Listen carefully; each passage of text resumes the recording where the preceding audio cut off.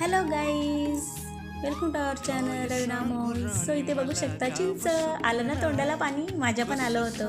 तुम्ही विचार करत असाल की हिच्याकडे एवढे चिंच आले कुठे? काय नाही हो, गावावरून आलेल्या सासूबाई आलेले भाचे, तर त्यांनी माझ्यासाठी आणल्या चिंच.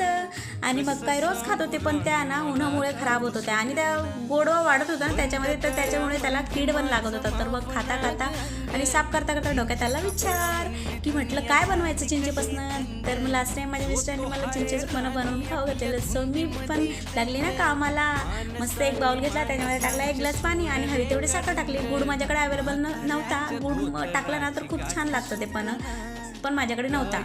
सो मग मी काय साखर टाकली, हवी तेवढी चिंच टाकल्या आणि त्याला खूप सारं बॉईल होऊ दिलं. मस्त डार्क मरून होतं त्याला बॉईल होऊ दिलं, कारण ते तेव्हाच छान लागतं. एकदम अटू द्यावं लागतं त्याला आणि मज्जेमध्ये बसून खाल्लं. सो लाईक करा, शेअर करा आणि सबस्क्राईब करायला विसरू नका. Bye bye guys.